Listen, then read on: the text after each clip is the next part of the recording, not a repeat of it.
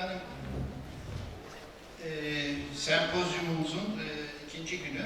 This is the second day of our symposium.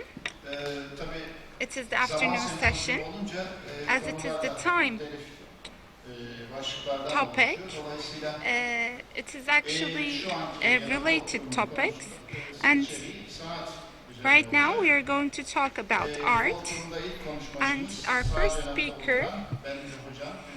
is actually my professor. Profesör Doktor Selçuk İbrahim Hocam. It's Professor Selçuk Dr. Hocam Selçuk Marmara İbrahim. Üniversitesi'nde uzun yıllar He görev has yaptı. worked in Marmara Ve halihazırda University da for emekli many kendisi. years, and right now he is Hocam retired. bugün bize My bir professor zaman kronolojisi today sunacak. will present a time Bir zaman chronology kronolojisi sunacak. of 100 Şimdi years. hocamdan And kronolojiyi dinleyeceğiz. we're going to listen to the chronology right now from our professor.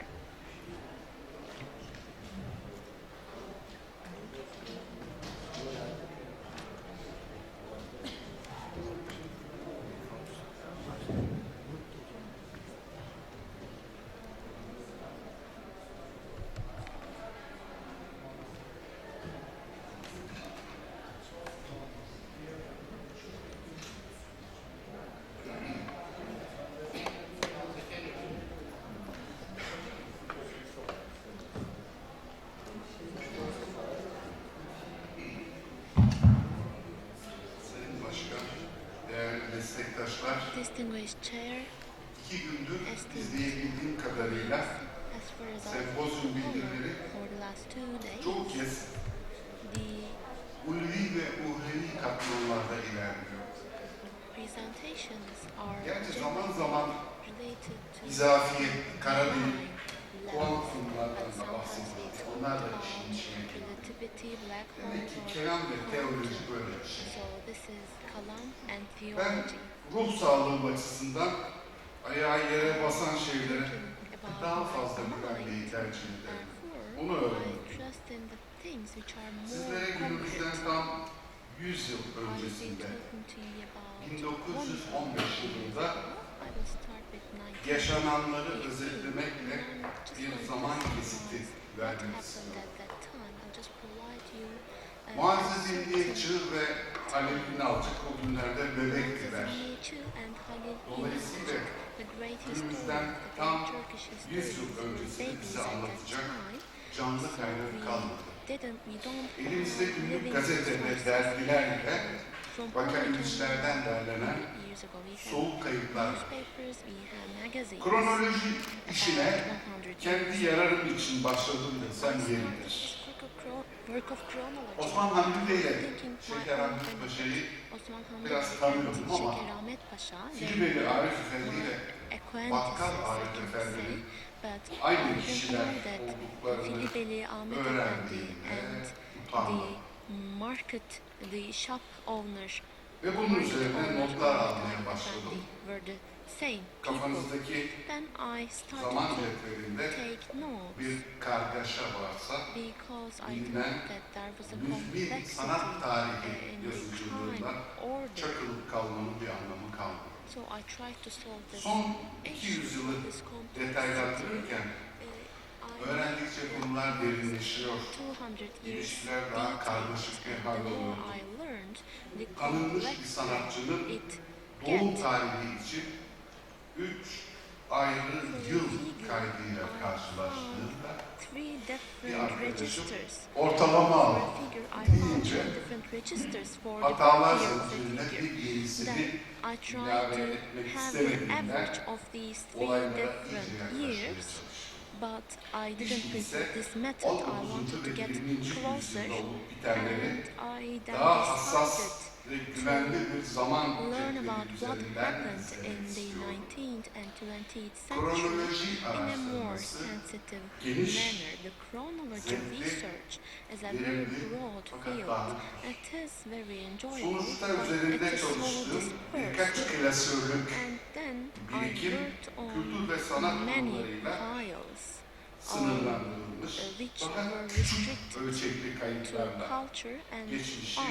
I elle worked tutulabilir on şekilde small-scale önümüze koyuyoruz. registrations, and right now I have the certain chronology for the last 100 years.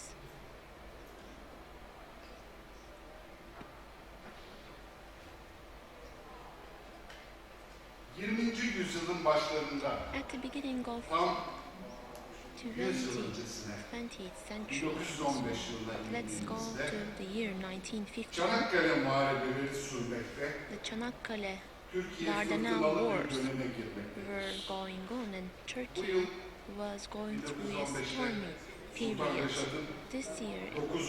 Culusu Hümayun 1915, yıldönümü the Sultan kutlanacakdır. Reşat, there were some Kendisinden sonra celebrations for Osmanlı Sultan tahtına Reşat, oturacak olan and those ve who will oturması be kesinleşen in power in the Şehzade Ottoman Yusuf Empire. İzzettin, The first one was the ertesi gün Şehzade Yusuf 1916'da İzzettin. 31 In Ocak günü 1916, intihar edince this Şehzade Şehzade Vahdettin'in önü açılacak. committed suicide, and then Şehzade Vahdettin had the chance to be in power in the Ottoman era. Can we see the second slide, please?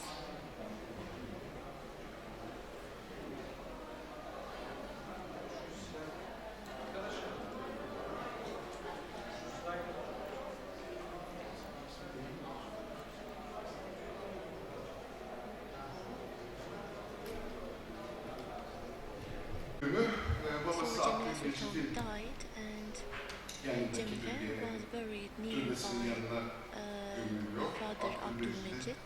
37 Abdülmecit's çocuğundan tomb. biri. Abdülmecit had 37 children, Kabrinin demir parmaklıkları üzerindeki kitabe şöyledir. and there was a Cennet saying Mekan El Gazi There's a Abdülmecit Han Hazretleri, that says Kevineleri Cemile Sultan one of Hazretleri'nin the daughters medfeni of şerifeleridir. Abdülmecit, Geçelim. Cemile Sultan, is buried Bu here. aradaki diğer olayları görüyoruz.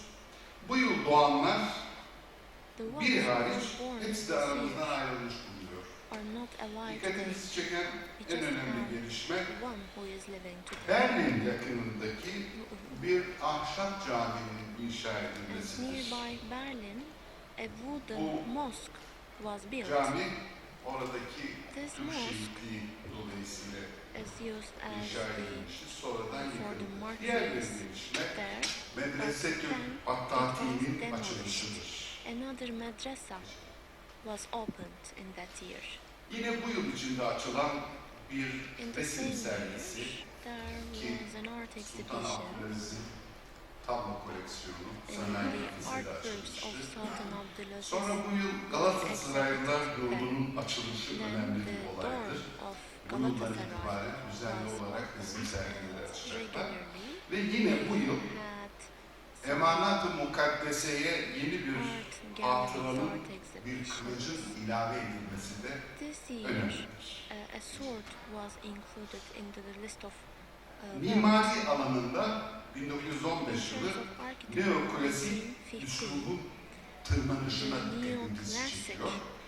type Topluca of verdiği method yapıların was büyük bir on the kısmında rise, and many Azaryan buildings, dahil bütün including mimarlarımız us and many neoklasiği architects, tırmandırıyorlar. including Bu Azaryan, yıl yine Harbiye Nazırı paved the Enver way Paşa for Merkez neoclassic. Ordu Sinema Dairesi'ni kurdurtuyor ve başına A movie Weinberg center adlı was bir sinemacıyı established, getiriyor. and Ve bu dairenin Weinberg film kaydı became the yaptığı bazı olaylar, chair filmler or president or bu head of kültür this tarihimiz açısından movie çok önemli house. belgelerdir.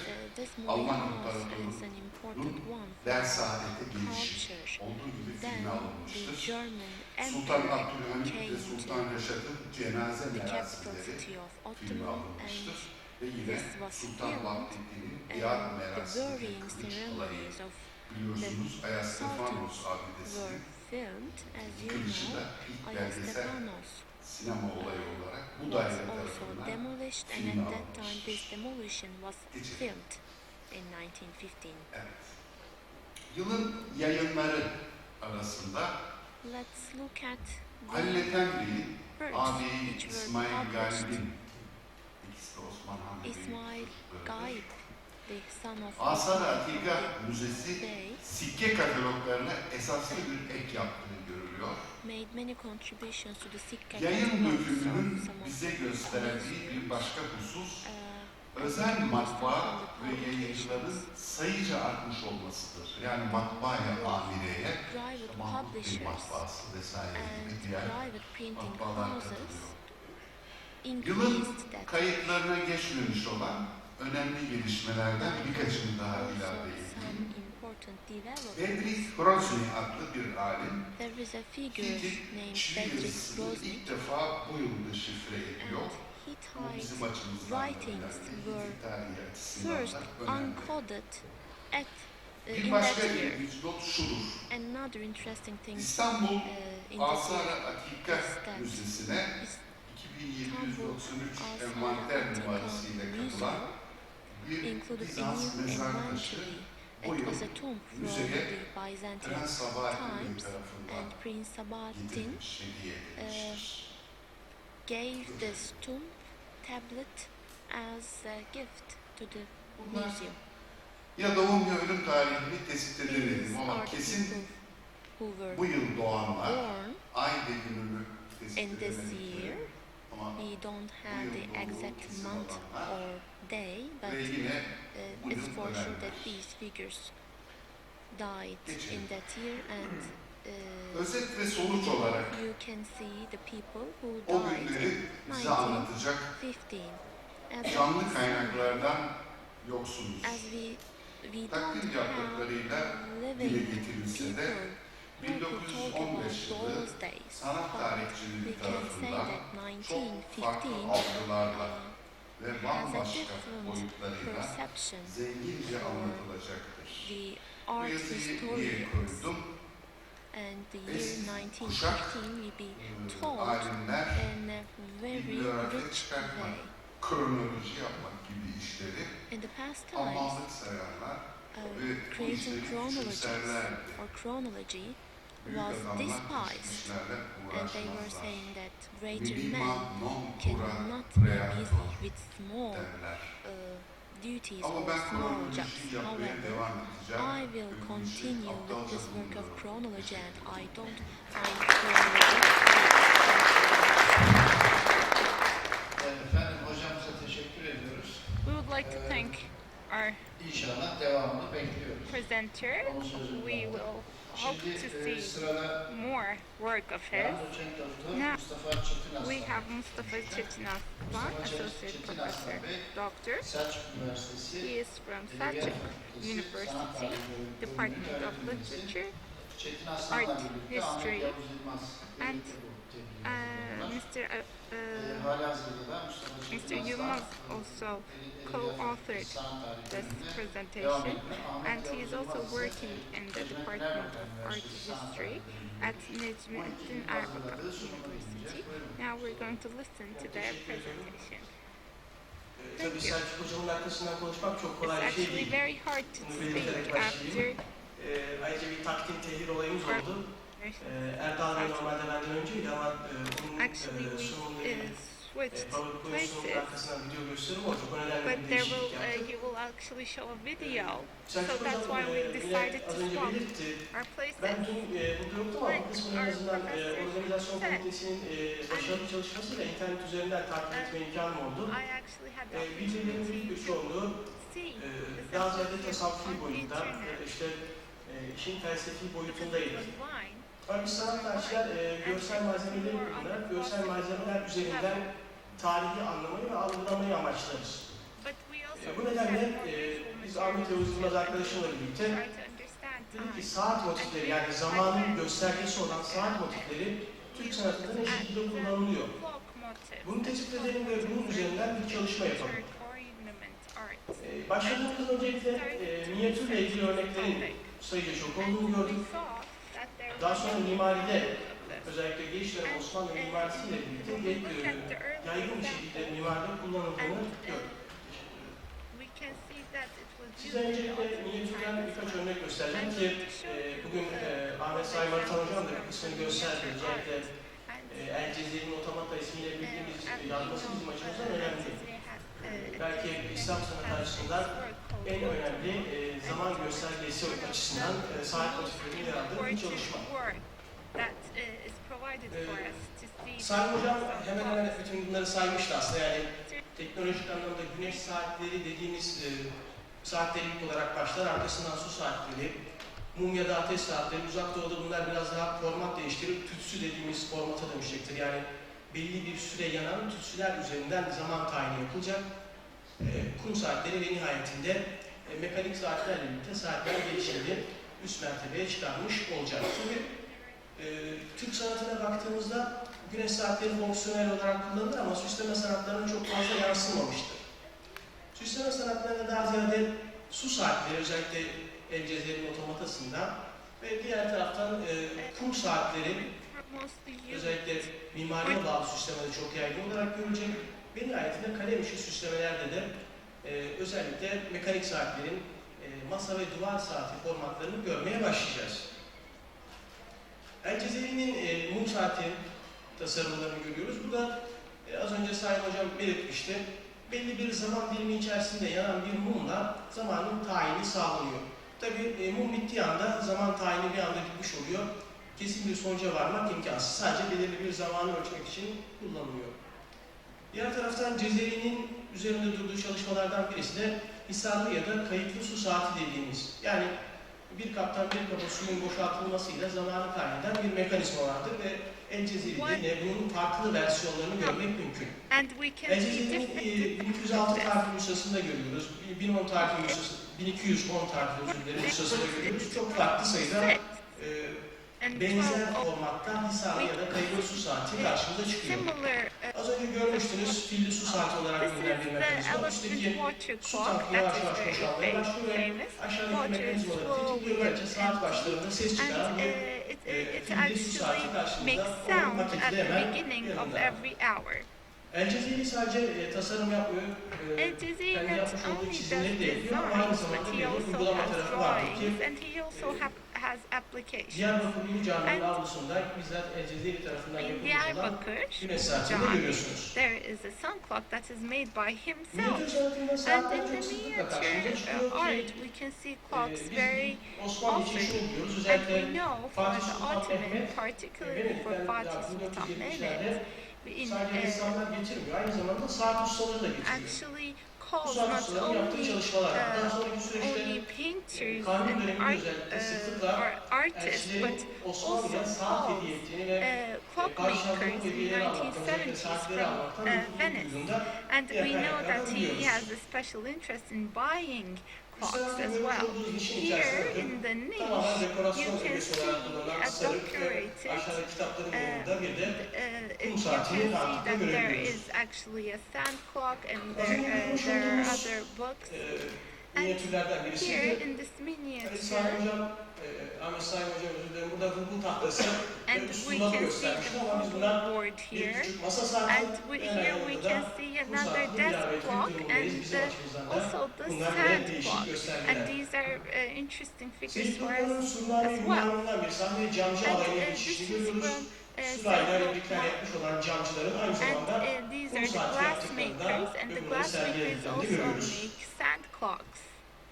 Kanuni'nin, Kanuni Sultan Süleyman'ın here, şehzadesiyle birlikte Kanuni gösterildiği sahnede de and hemen his Kanuni'nin sons yan tarafında together bir masa here. saati And we can ve see buradanlıkla a birlikte desk clock over dekorasyon here, ögesi olarak and this kullanılmış is a durumda. decoration item.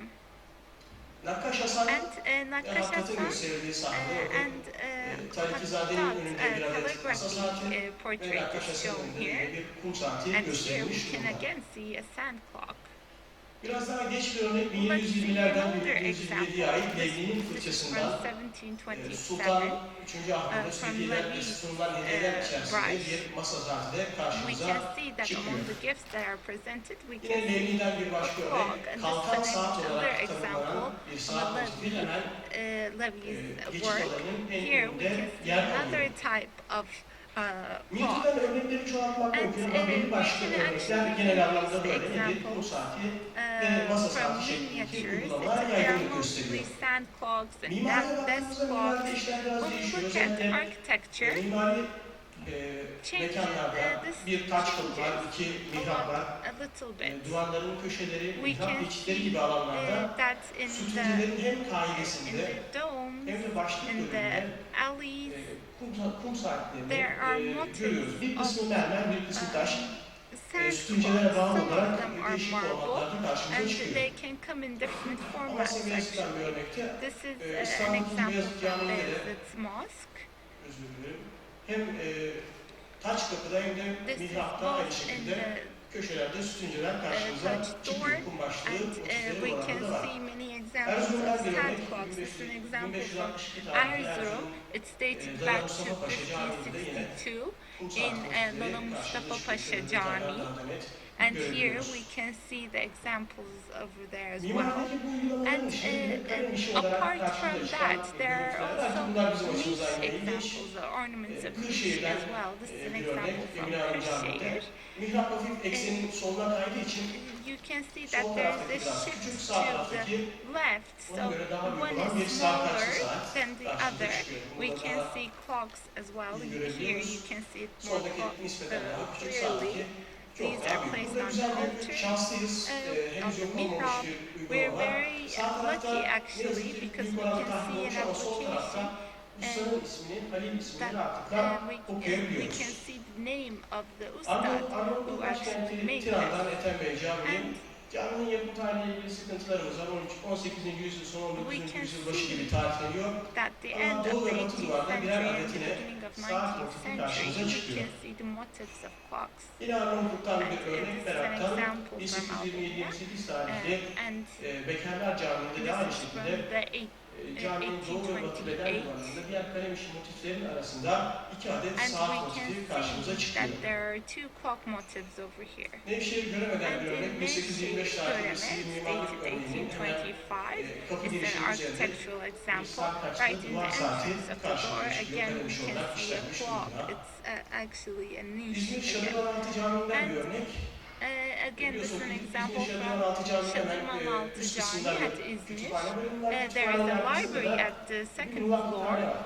and Ama there muvaffakhanenin is a bakışta timing direkt room, karşımıza çıkmıyor. Yani görme but şansımız yok. you cannot Adeta directly muvaffakhaneyi see göstermek the için timing room bir directly, saat and motifi there işlenmiş is ve a oraya dikkat clock çekilmiş durumda. motif to show to actually Tokat'tan pull Şeyh attention Nasrettin to Türbesi the merkezi timing planlı room. bir caminin hemen And yanında yine sarkaçlı bir saat Here in motifi the karşımıza çıkıyor. mosque, again we can see Amasya a clock motif. Beyazıt Camii, Amasya ikinci Beyazıt Camii'nin Beyazıt Camii. 1872 tarihli excuse me. şadırvanını görüyoruz. We Şadırvanın can see içerisindeki kalem işi süslemeler, that there are zileli, emniyet ornaments. süslemeleri ve onların arasında And here bir taht motifi, tahtın in üzerinde water tank, bir saat karşımıza we çıkıyor. can see the motif of a clock again. Safranbolu'dan bir örnek. In Safranbolu, Baş we odayı have görüyoruz. similar Baş odadan examples. This bakın hemen is the şurada bir master saat motifi. bedroom. Here Arkasında there is sofada yine bir saat motifi göreceğiz. a clock Sadece bu motif. değil, aynı zamanda konağın misafir odasında And da you bir can also see the saat same kulesi motif, karşımıza çıkıyor. actually a Başoda, clock tower sofa ve motif in saat the guest kulesinin room. olduğu misafir odası karşımızda. Misafir odasında In the guest görmüş room, olduğumuz saat kulesinin here, bir benzerini daha erken bir tarihi örnekte there is a bir mezar similar taşında motif on rahatlıkla a görebiliyoruz. gravestone as well. Yani farklı malzemeler So üzerinde it de is yine being used saat in kuleleri different karşımıza çıkıyor. different materials. Kastamonu Dada'yla bir örnek. Clock towers have Bu been kez yapının used içinde değil, yapının different ways. dış In cephesinde bir saat Kastamonu, motifi there is a karşımıza clock çıkmış durumda. motif in the outer part of the Giresun building. ilçesine bağlı In tekke köyünden Giresun, in Tekke hemen village, mihrabın iki tarafında in the both sides mihrap of the köşeliklerine mihrab, yerleştirilmiş durumda 2 adet saat motifi there karşımıza are çıkıyor. clock motifs again. Daha detaylı gördüğümüzde. Here you can see it in a Maalesef more detailed yapıdaki kalem işi manner. süslemeler büyük oranda tahmin olmuş durumda ama Unfortunately, motiflerin genel have formatını been algılayabiliyoruz. a bit damaged, but Daha you iyi can örnekler understand Karaman there is a Kartallar clock evinden. Karaman motif. Kartallar evinde In 2 adet Karaman, saat motifi var. Bunlardan birisi we tahmin can masa see saati two formatında yapılmış durumda. examples of clocks. İkincisi One ise of them bizim is a complete natürmort dediğimiz aslında çalışmalara çok clock benziyor. motif. One of Vazo this vazonun içerisinde looks like a ve çiçek motifleri karşımıza çıkan natürmortlarda burada merkezde bir saat painting. motifine yer And verilmiş there durumda. are flowers, then in the center there is a Kayseri'den clock. Melik Gazi And köyündeki in Melik Gazi Türbesi Kayseri, hemen şurada bir saat motifi we diğer can see that süsleme there is a programıyla clock birlikte here again. yapının beden duvarlarında yer alıyor. Sadece bunlar mı? And, Hayır. Bunun are haricinde these pek çok all örnek var. Bizim examples? tespit No, of edebildiğimiz course. 20'nin üzerinde örnek var. We have more than 20 examples, but apart tespit from edilecek that, örnekler vardır mutlaka. there are of course Biz other yayınlara examples that we aksedenler can konusunda present. yer aldık ve We only tespit covered edebildiğimiz those that örnekler we bunlar. covered in the Böyle genel literature. bir değerlendirme If yapacak we olursak, make a general buradaki gördüklerimiz iki analysis, farklı şekilde there karşımıza we çıkıyor can aslında. see Bunlardan two bir tanesi different examples here. One is in Enter oluşturma, mekanik series boyutunu anlatmaya automata. yönelik olan It's yapılmış actually çalışmalar. mostly to İkincisi describe the sistemler mechanic tasarımının levhinin yapmış olduğu özellikle structure. And minyatürlerle in the karşılaştıran Burmese miniature daha ziyade example, dekorasyona they're yönelik olarak yani mostly related mekanın to içerisindeki süsleme ögesi decoration. olarak They are kullanıldığı mostly used minyatürlerde saat motiflerini görüyoruz. to ornament the place. Mimaride genel And anlamda in iki the farklı şekilde architecture, karşılaşılıyor. there are Bunlardan two birisi different ways of seeing these duvarlarda blocks. kalem işi olarak ya da One of them yapının are mihrap minber gibi either bölümünde embedded within the sütuncelere bağlı building, olarak kaide ve başlık or şeklinde. they could be Özellikle placed on top of mihraplarda the çok yaygın. entrances. Tabii They aynı are zamanda taç kapılarda da particularly very karşımıza çıkıyor frequently örnekler. seen in Şöyle murals as toparlayacak well. olursak sembolik And if we anlamda wrap ne ifade up ediyor? symbolically, what does Özellikle Amasya it 2. Beyazıt mean? Camii'nin şadırvanı ile Particularly ilgili in Amasra, the değişik water ikonometrik tank or the yorumlar var. fountain, there are Birincisi different evet, saat motifi bir süsleme explanations for ögesidir. this. Ama hemen şadırvanın karşısında bir In muvakkitane vardır. the fountain, Muvakkitane saatler kullanılmaktadır, there saatler is a wall, and sergilenmektedir. there is also a timing room, Doğal and olarak the timing, saat there are motifinin different clocks that are şadırvanın on içerisinde yapıldığı düşünülüyor. exhibition. Bir üçüncü açıklamada dikkat And ederseniz that bir is taht why motifi there var. is a clock Tahtın there. üzerinde bir And ucunda here you can see that ve there is a üstü throne, taçla biten and the saat. throne, Ve saatimizde on top of the 8'i throne there is a gösteriyor. clock, and Yani the külliyenin clock varisi wears 8. Osmanlı Sultanı crown. So 2. it Beyazıt'a bir shows, gönderme var mı? it might be Şu an için actually kesin bir şey reference söylemek to zor ama Beyazıt II. sanatkarlar böyle bir yorumu da So the yapıyorlar. art historians actually have İzmir such Şadırvan an altındaki az önce explanation söylemiştim as well. örneği. Muvakkitane arkada kalıyor ancak ne But yapıyor? here you Muvakkitanenin can see adeta varlığını vurgulamak ister gibi bir that there's saat an motifine yerleştirilmiş emphasis durumda. on the Genel timing anlamda room as bakıldığında well. When you read it in a general saat manner, motifinin yapının süslemelerinin bitirildiği zamana gönderme yaptığı da ayrıca düşünülüyor. it can also be a reference to the Vakit time ayırması için teşekkür that the ediyorum. building was built. Thank you for your time. Ben de teşekkür ederim çünkü Thank you very much for this presentation, and thank you also for Zaman using alakalı the olacağım elimizden geldiğince. in an efficient manner. But I wonder, we started with automates and we came to the last period of the Ottoman times, and maybe we can talk about an improvement or a development or a certain order in terms of the clock motifs. Aslında temel Of amacımız course, in özellikle kalem işi fact, our üzerindekilerdi. main purpose O süreci was gösterebilmek the adına clocks minyatür which were mesela masa üstünde done through Onun handwork. ötesinde sokağa yayılacaktır. Sokaktaki But right now we meydanlarda can see that the clocks even gelişim açısından, yani iç mekandan dış mekana and the streets, maybe this can be deemed as a development. That was my guess. görüşlerinizden istifade ederiz. Thank you very much for this comment. teşekkür ediyorum. Thank you for this presentation. Right now we will hear the presentation of the third speaker. Again, there is a cooperation here. One of the presenters is Assistant Professor Bahtiyar Eroğlu, and the second figure is the specialist Erdal Zeki Tomar. They work together to have this paper, and they are going to present this paper, which was prepared in cooperation. Konya'ya hoş geldiniz. Yes, Mr. Erdal, the floor is yours. First of all, I'd like to welcome each and every one of you to Konya. My presentation has two parts. My master thesis was on the timing houses, timing rooms of Anatolia, and I have a short movie actually. I'm going to show this movie to you. In the first part of my presentation, we will have a typological assessment on the timing rooms. The timing rooms of the Ottomans were searched before, but our topic is the timing rooms in the Anatolian part of the Ottoman times. We can see the first examples in Sham, in the Emevi Osmanlı'da mosque, külliyeleriyle beraber but tamamlandığını görüyoruz. we Ve see Fatih that Sultan timing Mehmet rooms Bey'in were özellikle developed with the Musa adlı bu kulliyas vakitin in Fatih Osmanlı Külliyesi bir and cihet aldığını, yani in buradan Oturum, 15 akçelik bir yevmiyeyle çalışması and bize burada bir muvakitin olduğunu ve otomatikmen de we muvakitin see bir mekanın that olduğu, bu da muvakithanenin varlığını timing rooms were present göstermiştir. Muvakithaneler sosyal in hizmet the Ottoman elemanlarına bağlı times. hizmetli olarak Timing görevlerini rooms icra are ediyorlardı. deemed as Tabii the services biz muvakithaneye of bakarken the özellikle Ottoman muvakitte era. rasat kavramının halka yansıyan bölümünü gösteriyorlar. Yani iyi Timing muvakit rooms are the çok places alanında which çok iyiyse reflect bilincin the başına kadar yükseliyor. Sana observation eşyalarına dahil oluyor. concept. Burada özellikle bizim 15 ve 10. Here 20. yüzyıllar you arasında can astronomi faaliyetleri see the gösteriyor. astronomy Faaliyetlerle beraber activities muvakithanelerde paralel in the olarak Ottoman yükseliyor. Empire. In astronomi parallel to faaliyetinin yoğun olduğu astronomical zamanlar activities, muvakithanelerin de yoğun olduğunu görüyoruz. timing rooms Devam and the edersek number of tabii timing yere rooms increased. mekan gibi muvakithanelerin de kendi zamanını bir şekilde tayin As is ettiğini, the case in Abdülhamit'le every beraber building, bu the saat timing kulelerinin rooms yapılmasıyla beraber reflect tarih sahnesinin their yavaş yavaş era. sildiğini görüyoruz. But with Abdülhamit, we Bu see mekanlar that timing rooms muvakitler de were eliminated muvakithaneler saat kulelerine döndükten sonra because they were turned into clock towers, and after they were turned into clock towers, the responsible people for timing rooms became responsible people for clocks, for clock towers.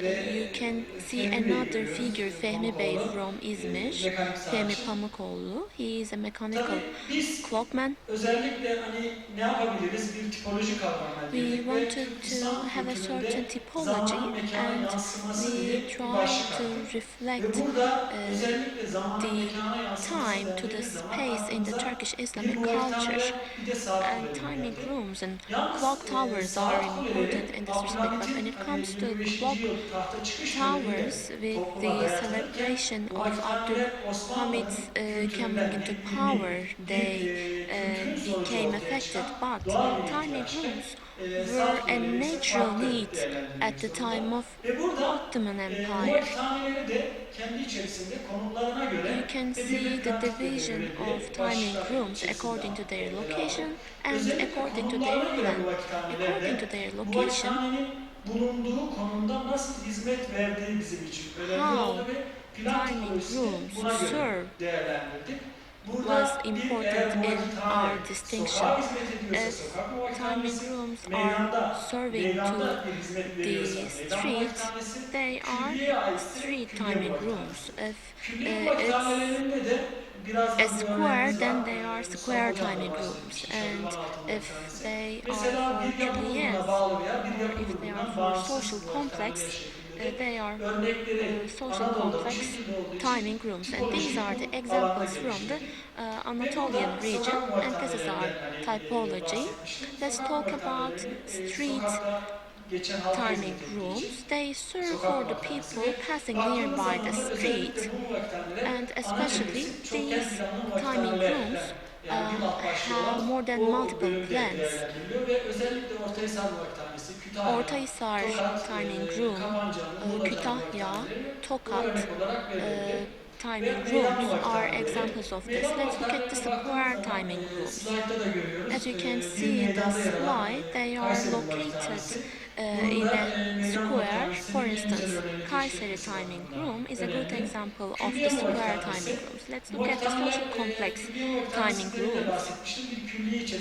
They are situated within a social complex, and that's why they are called as social complex timing rooms. In Afyon and in Hatay and in Tire, we have such examples. There is another one in Konya Sultan Selim, however, it is not existent today. Our second criteria was their plan. Because there was the characteristics of Istanbul, and there is also the characteristics of Anatolia.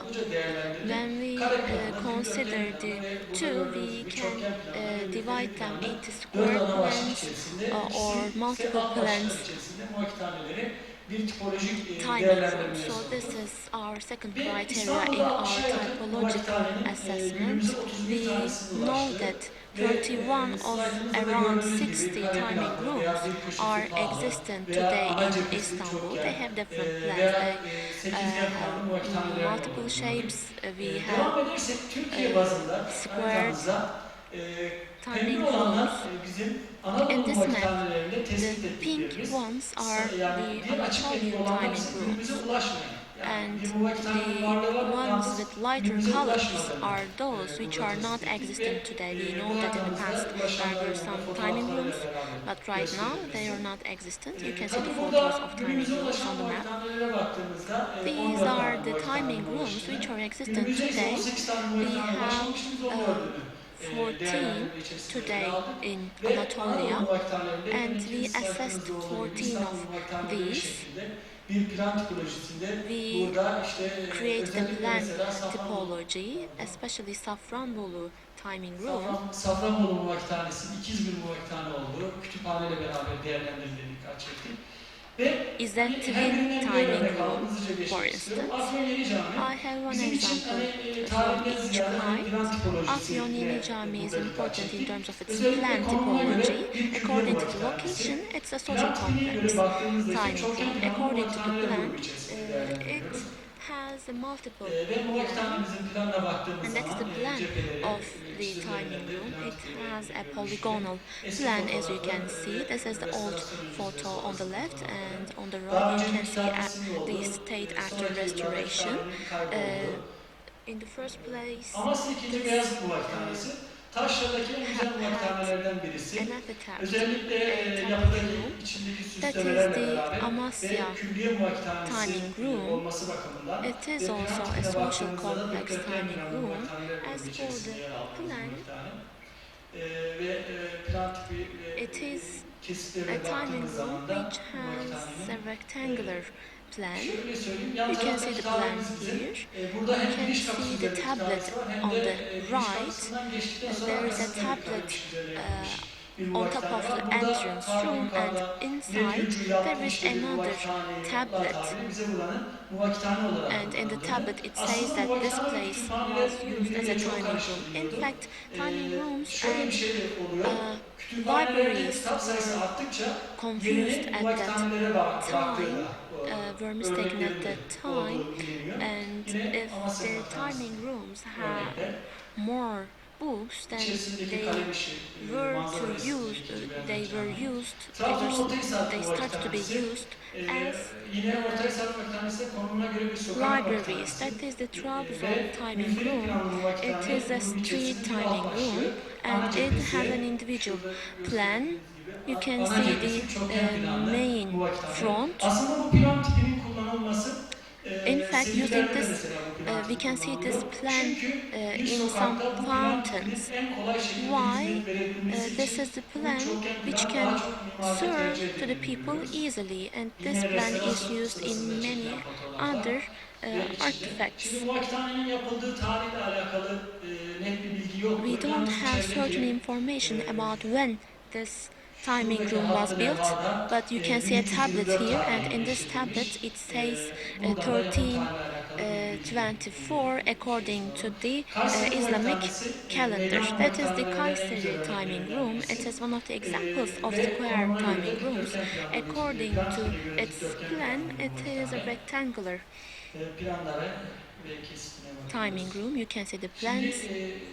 Burada şöyle bir sıkıntı And vardı. you can see the cross sections, but there was a problem Kaynaklarda hep about bir when şiirden that timing room was built.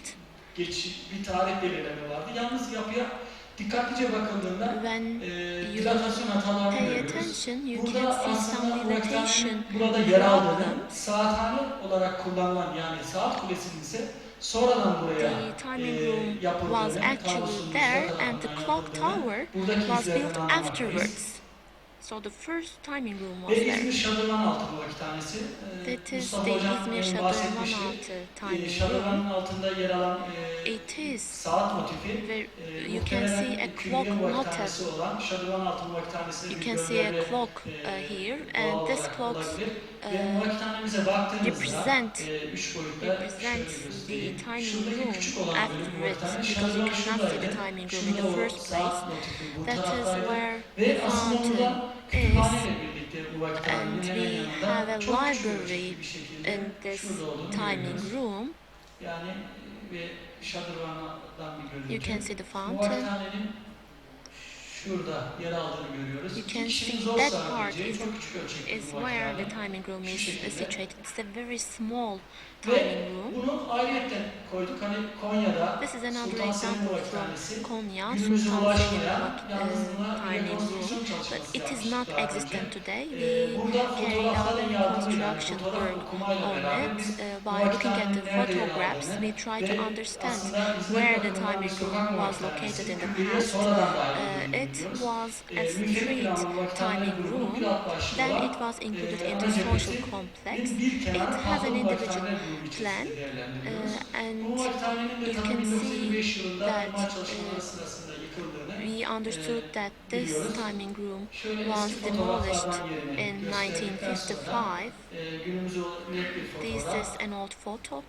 Ve burada ince minarede There is aslında a sergilenen bir tablet kitabesinin here varlığı in varken, the sadece ince günümüze bir minaret. kitabesinin geldiği varken, But daha sonra bizim fotoğraf üzerinden then, yaptığımız okuma ve by looking at the detaylarla photograph and yani by giriş analyzing the kapısındaki photograph, we motiflerin understood şurada ince that the minarede sergilenen ornaments 3 tane in mimari plastiğin the entrance bu room vakithaneye ait olduğunu bildik. Envanter kayıtlarında are bunların ince actually minarede exhibited nereden in geldiğini the bilmiyorum. ince Muhtemelen minare. yıkıldıktan sonra Probably after oldu ancak timing room keşfedilmediğinden was dolayı demolished, parçaların these günümüze ornaments ulaşmadı. Ve were burada sent da to somewhere özellikle kitabenin else. cephe oranı ve yani giriş kapısını Here you bildikten can see sonra the buradan other plans, mimari that is the plastiklerin günümüze entrance ulaşmasından dolayı aldığımız of ölçüleri that fotoğraflara timing room.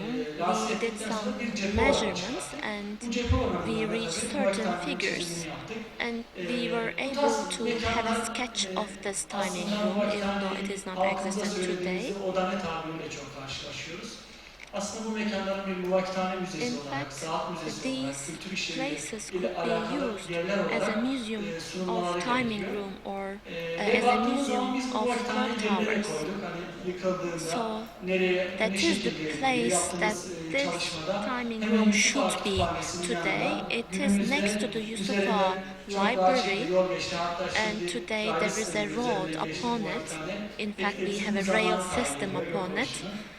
So we Bu da can muvakkitane understand that detaylı it is şeyler. not possible to bring Sonuç back olarak the tabii 14 timing muvakkitane room. ele As a almıştık result, günümüze ulaşan, we 14 tane worked ulaşmayan. on Bir de 14 İstanbul'daki timing muvakkitanelerle rooms beraber and 60 adet 14 muvakkitanenin varlığı of bize bu and tipolojiyi not oluşturmayı other timing rooms sağladı. which are Külliye not içinde existent sokak today. başlarında, That meydanlarda was yer our alan kültür hazinelerimizi typology. büyük ölçekli önemli yapılarından olan bu vakithanelerin We know mimari that timing özelliklerine zarar rooms are vermeyecek şekilde yeni significant figures, fonksiyonelleri are koruma altına significant alınmalı. artifacts for us, Aksi and they takdirde need bu to be mekanlar protected and zamanımızı preserved. kaybedeceklerdir. Otherwise, the Sözümü remaining bu ones Nuri Efendi'nin will sözüyle bitireceğim. Aslında disappear. 2 tane koyun saatiyle bitirmek istiyorum. Birisi Muvakit Nuri Efendi bozuk saati tamir There ederek was a durumu responsible kötü of insanlara hediye timing ederdi. room, Çünkü zamanın Muvakit bir Nuri insanlar Efendi, ederdi. and he İkincisi de used to repair Kurtuluş Savaşı'nda broken clocks, and Yumurban then he used to Sandel'in give Mustafa Kemal these Atatürk'e hediye ettiği koyun clocks as a saatini gift. There Kurtuluş is Savaşı'nda another gift Çanakkale'de which is yani şarapnel given to parçasının Atatürk, and o this saate gift, this vurarak şehit clock olmaması, o da bizim saved tarihi değiştiren Atatürk bir an Mustafa olarak Kemal from söylemek istiyorum. dying in Ve the Dardanelles War because he was kısa bir carrying this resmine clock, katılmış. and the Sizlere gun sunmak didn't istiyorum. affect him just because he was carrying the clock on top of his heart.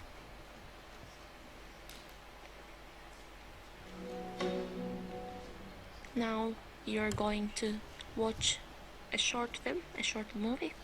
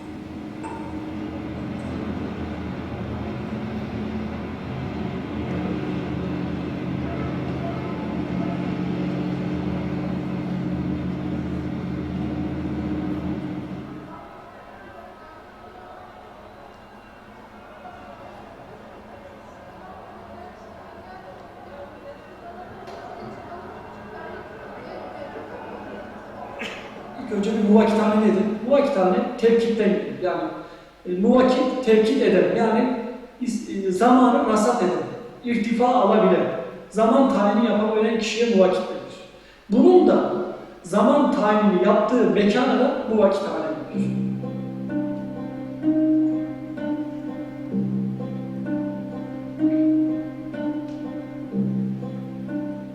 İslam inancında zamanın mekana yansımasında dediğimiz zaman iki mekan ortaya çıkar. Birisi muvakkithaneler, birisi saat. Yani zaman tespit etmede bir mekan nasıl yaratılır dendiğinde muvakkithaneler bizim ta eski Orta Asya'dan Türklerin gök tanrı inancıyla beraber başlayan astronomi gelişiminin İslamiyetle beraber tanışarak yoğrulması, 5 vakit anlayışının üst düzeyle beraber Anadolu'da yansıması muvakkithaneler. İkincisi saat kuleleri. Muvakkithaneler Türk toplumunun doğal bir ihtiyacı olarak ortaya çıkarken saat kulelerinin tarihsel gelişimine baktığımızda 2. Abdülhamit'in 25. yıl yani 1901 yılındaki tahta çıkış töreniyle beraber tüm Anadolu'nun il ve ilçelerindeki saat kulelerinin yapılmasıyla beraber bizim kültürümüze aslında dayatılan, gönderilen bir kavram. Ki baktığımız zaman en güzel örneği İzmir'deki saat kulesi. Keza aynı şekilde Siirt'te var, Anadolu'nun Tokat'ta var, her şeyde Anadolu'nun pek çok il ve ilçelerinde bu saat kulelerini rastlamaktayız. Yalnız saat kuleleri ve muvakkithanelerin bir arada olduğunu da görüyoruz. Yani bir arada olduğu derken aslında ilk önce bir muvakkithanenin varlığı var. Muvakkithanenin yerine Abdülhamit fetva verdi. Hani 25 yılda bir saat kulesi yapalım dedi. Hemen onun yanında veya üzerinde bir saat kulesi yapılıyor. Bunun en güzel örneği Tokat'ta, Muğla'da veya Kayseri'de görüyoruz.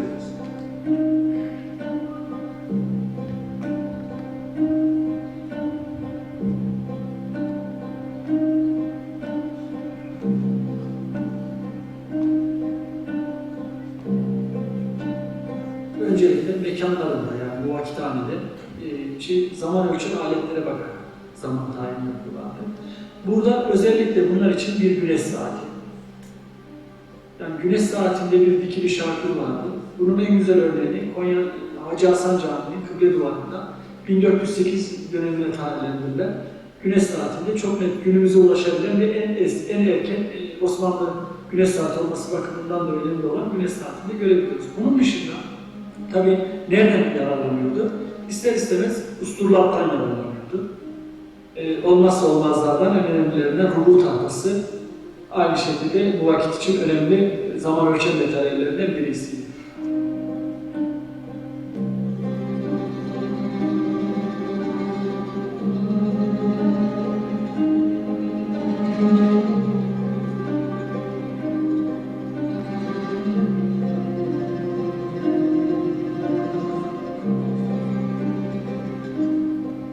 Söylemek gerekirse rubu tahtası şimdi kullanılan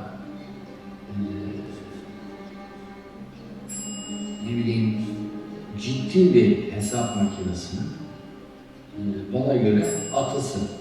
Bunlar güneş saatinden tutun logaritmaya, namaz vakitlerinden tutun trigonometriye kadar birçok vasıf var. Saatçılıkla muvakkitliği bir tuttuğumuzda yani ben şöyle söyleyeyim, horolojistlikle benim yaptığım tabirle bir watchmaker, saat tamirciliği yani bunun genel edebi anlamı bunlar. Muvakkitlik çok farklı boyutlar. Muvakkitlik biraz daha geniş yerler.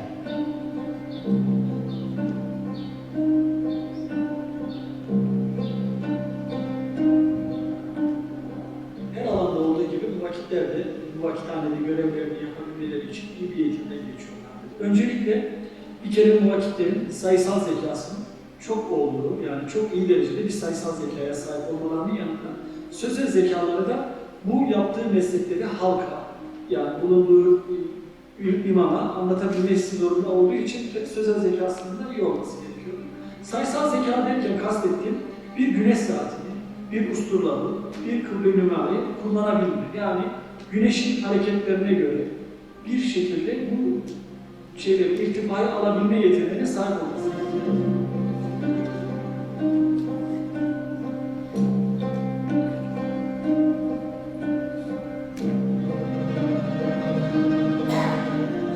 güneş saatleri bulunduğu enlem ve boylam derecelerine göre yapılırdı. Ki güneş saatini kullanabilmek veya yapabilmek için sayısal zeka, yani trigonometri dediğimiz veya geometri dediğimiz zeka sahibi olabilmek lazım. Bu noktada özellikle bulunan ilim, mesela Konya'daki o müzemizde sergilenen Hacı Hasan Camii'nin güneş saatine baktığımızda özellikle o bölgeye has, yani oranın enlem ve boylam derecelerine göre yapıldığı için başka ile götürüldüğü zaman yanlış zaman tayin edilir. Güneş saatleri bu özellik açısından önemli. Mesela Romalılar gittikleri yere Haç seferleri sırasında talan ederler ve güneş saatlerini çalarlar, götürürler kendi memleketlerine. Bilmezler ki ama bu kendi memleketlerinde oranın güneş saati yıllarca yanlış zaman tayin eder.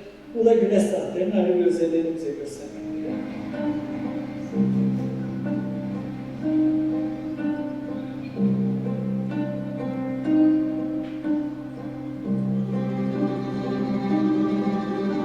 Şimdi İstanbul'daki bu vakithanelere baktığımız zaman kullanım açısından bu mekanların aslında en yeniden işlevlendirilmesi. Şimdi fonksiyon verildiğinde bu mekanlar aslında kütüphane olabilir.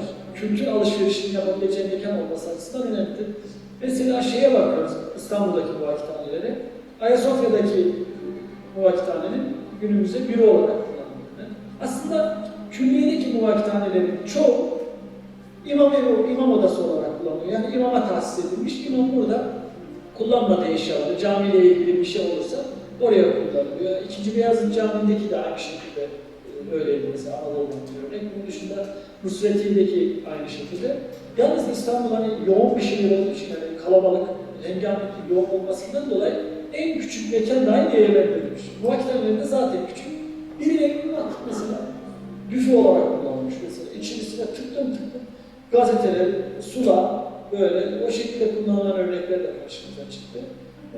Ama en güzeli dediğimiz gibi takdir-i şayan şekilde bir zaman tayinini yapabileceği mekan olarak kullanması hem bizim tarihe yapacağımız görev hem de gelecek nesillere bir mekanın nasıl aktarılması anlamında önem vermesi bakımından bu açıdan.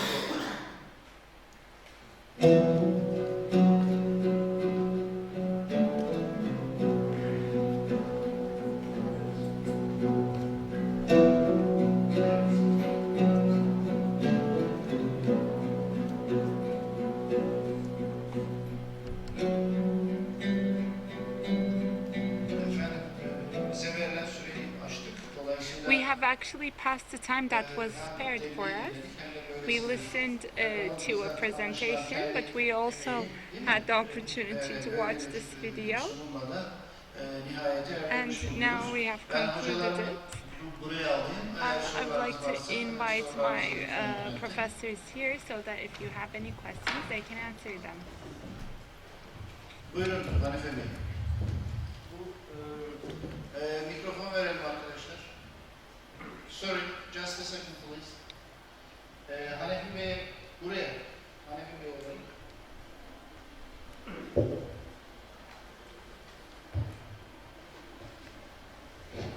Bu şadırvanda taht üstünde Hocam kime soruyoruz? Çetin Aslan değil mi hocam? It is for Professor Çetin Aslan. Şadırvanda In the bir taht fountain, üstünde bir saat there was a sıraması motif. vardı. Ona dördüncü bir yorum olarak da acaba As a fourth şey diyebilir interpretation, miyiz? can we say Asıl hükmeden zamandır. the one that is Gibi really bir dördüncü ruling is yorumdan time? bahsettiniz Because ya, you interpreted the dördüncü image yorum there olarak that was ekleyebilir miyiz sitting on diye sorayım, bitireyim. on a throne. So could we say this as a fourth interpretation? Hocam büyük bir zevkle ekleriz. Sıkıntı yok bizim için. Katkınız için Of teşekkür course ederim. we can. Thank you for your input. Yes, Steven Blake. Yes, could I have a microphone? Microphone please. Mikrofonu verin. Thank you. Yes, my comment is on the last presentation on the timekeeper's house. Yes. And it was very interesting, and I found it very, Bu çok ilginçti. very exciting. Çok I just have a few heyecan vericiydi. comments Sadece about the birkaç timekeeper's yorum house in var. the early Ottoman period, İlk 15, 16, 17th Osmanlı centuries. zamanındaki And durumla during ilgili that soru. period, the O timekeeper was an dönemde astronomer, astrologer. orada aynı zamanda bir astrolog çalışıyor muydu? And his primary responsibility, of course, was to tell the muezzin, the caller, what Muvakit time aynı zamanda to astrolog call muydu prayer for ve that day. aynı zamanda As the year turns, yıllar the time geçtikçe of prayer changes.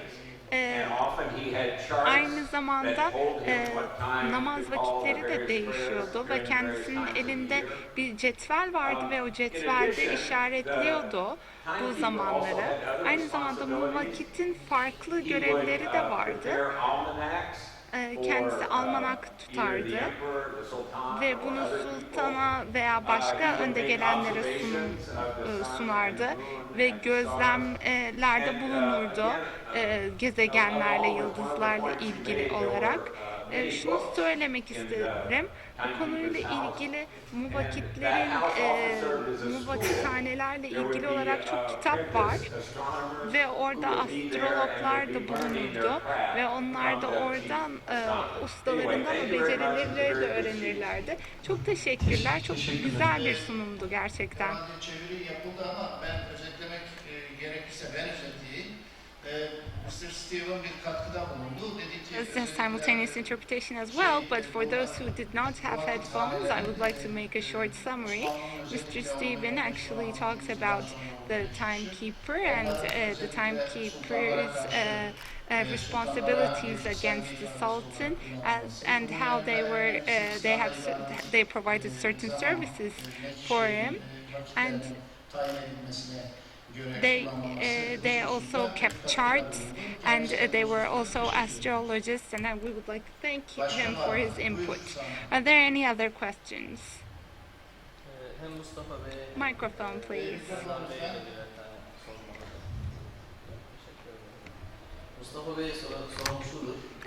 My question is for Mr. Mustafa. On the pictures that were placed on the walls, the clocks,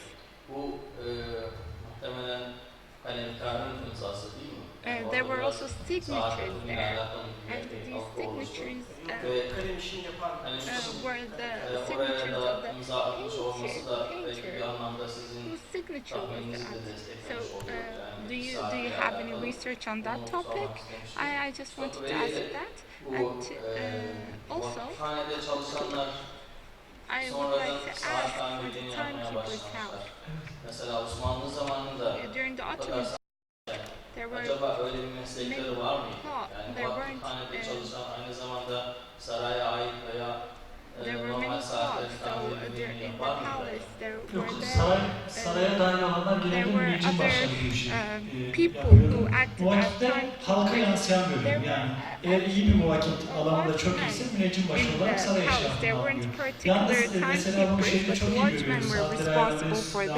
But if you've read Ahmet Hamdi Tanpınar's work on the Institute for